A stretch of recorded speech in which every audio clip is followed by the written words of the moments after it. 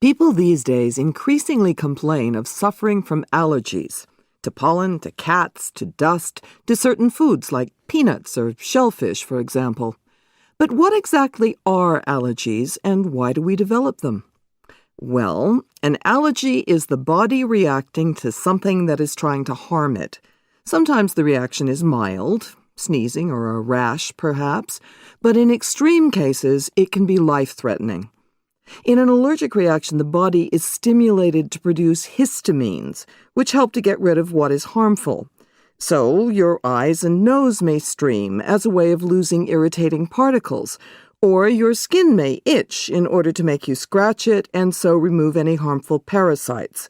In some societies these days, allergic reactions occur without the person being in a harmful situation. However, in situations where, say, hygiene is less developed, then the body's immune system spends its early years fighting off genuine problems, and so does not tend to overreact to harmless irritants at a later stage. So, how to deal with an allergy? The first step has to be to ascertain what triggers the allergic reaction, and then to avoid contact with that allergen as far as is possible.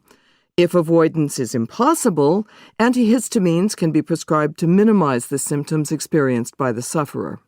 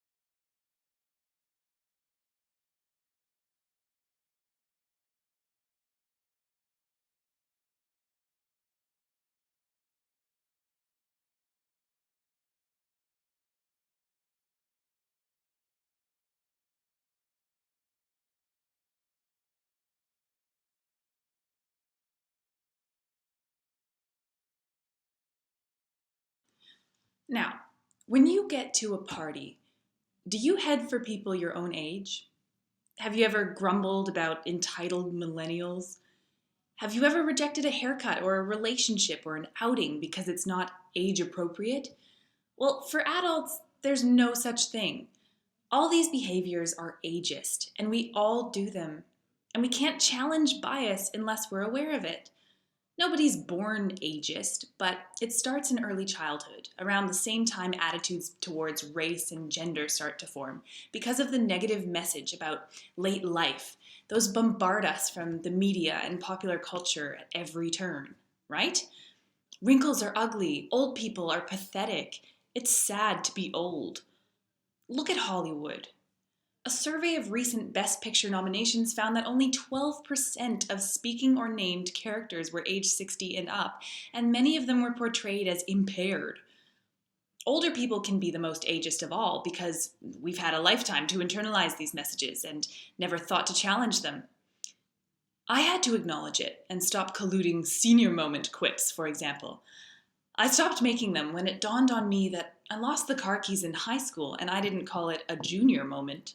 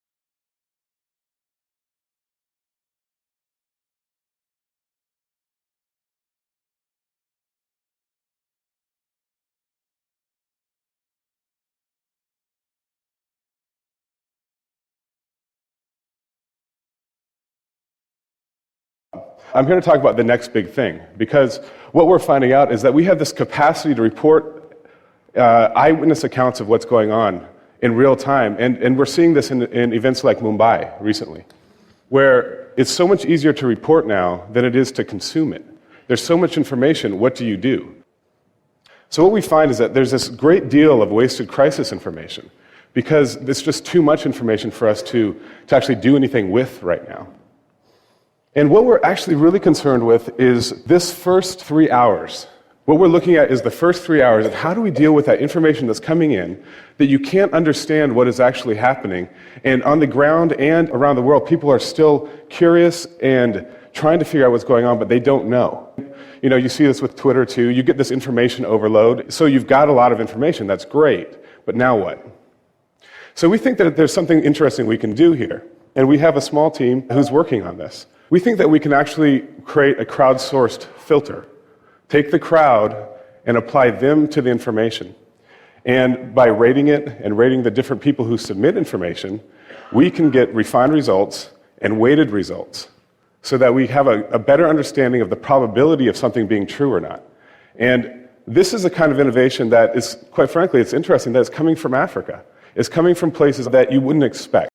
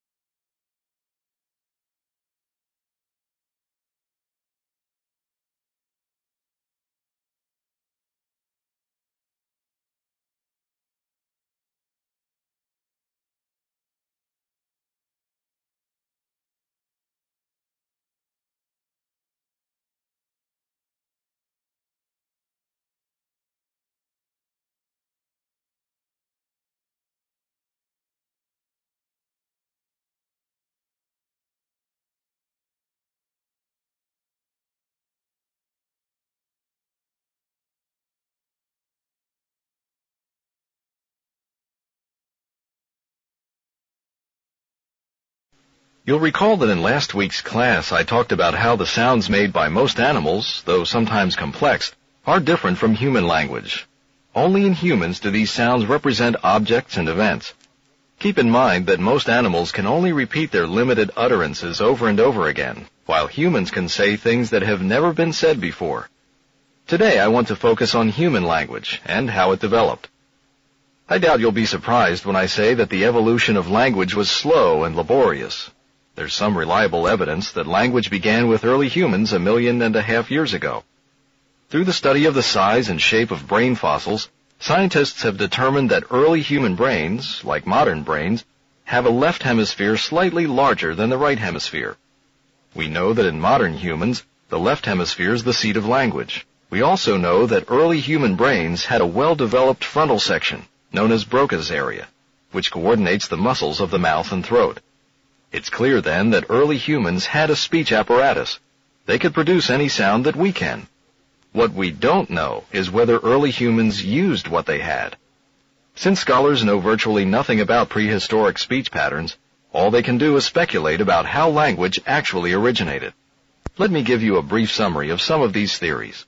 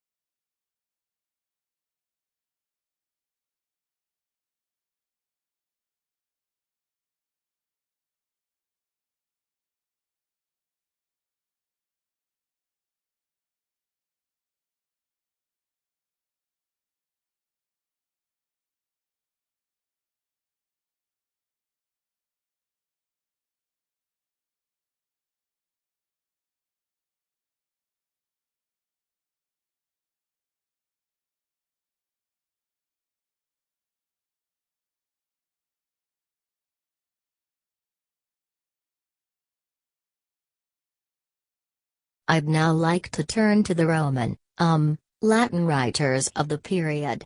Their achievements in the other arts, architecture, painting and sculpture, were rather second-rate, and mostly an imitation of the Greeks. And, it's true that Latin writers also wanted to emulate the Greeks and use their writers as models, but somehow the language wouldn't allow it. What I mean to say is, the particular qualities of the Latin tongue made for the excellence of their writings, especially the poetry. For one thing, Latin is capable of great compression, that is to say, it can convey in 5 or 6 words what we would need twice the number to say. What also helped Latin writing flourish was the nature of Roman education. Whatever its faults as they would appear to us, its linguistic and literary emphasis seemed designed to produce orators and writers. A drawback of the system was that education was only available to the richer classes of society, and so Roman literature is mainly a product of those classes. This in turn meant that the subject matter was fairly limited and narrow in its social reach, though there were exceptions.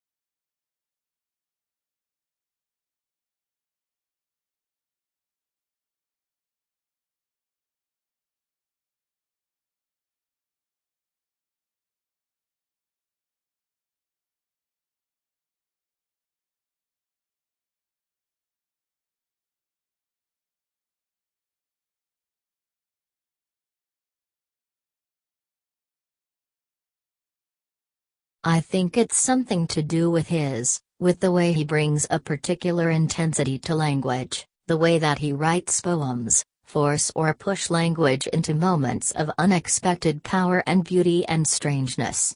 He makes us see everyday things as strange again, and he helps us see a beauty in things one would not normally consider beautiful. Like, I suppose you would think of his famous radio play and how he takes the average life of people of a little town, their petty jealousies, loves, their desires, and transforms that into something that is funny, beautiful, and terribly moving.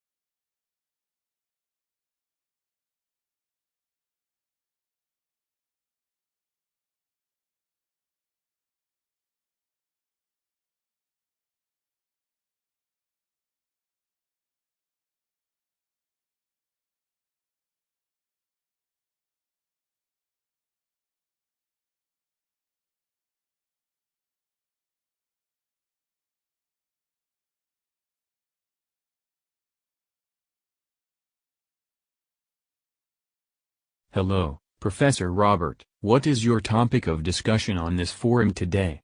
Thank you, George. Today I would like to talk about the performance of India in achieving the Millennium Development Goals, MDGs.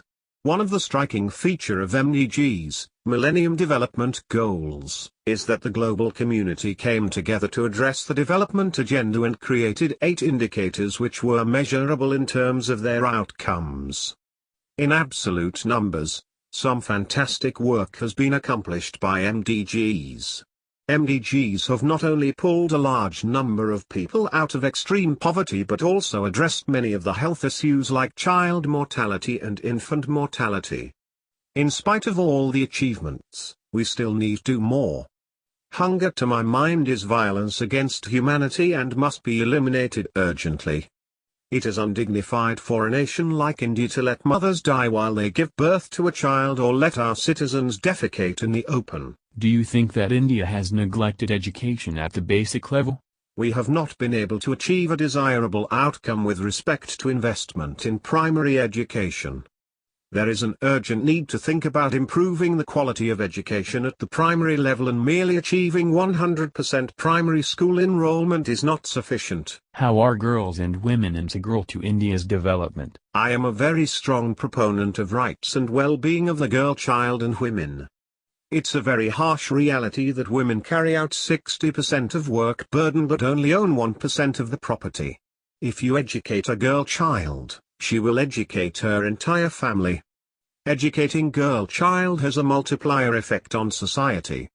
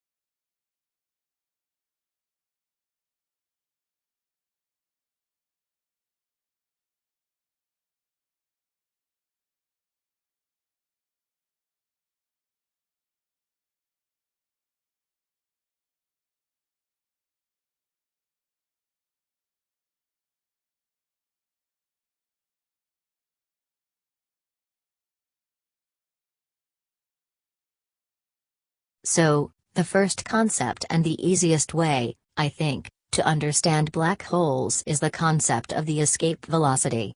This is a piece of high school physics. Some of you may have encountered it before. And it just means how fast you have to go to escape from the gravitational field a given of object. If you go outside and you shoot up a rocket ship or something like that, how fast do you have to shoot it that it doesn't fall back to the Earth? And so, you can define an escape velocity for the Earth, or for any other object for that matter, which is just how fast you have to go to escape its gravitational field.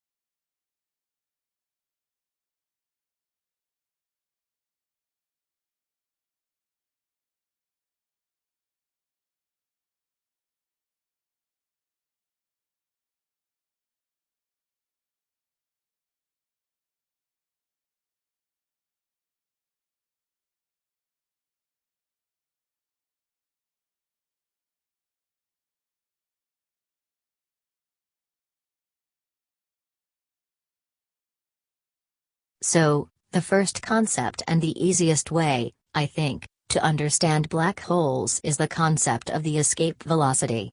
This is a piece of high school physics. Some of you may have encountered it before. and it just means how fast you have to go to escape from the gravitational field a given of object. If you go outside and you shoot up a rocket ship or something like that, how fast do you have to shoot it that it doesn't fall back to the Earth? And so, you can define an escape velocity for the Earth, or for any other object for that matter, which is just how fast you have to go to escape its gravitational field.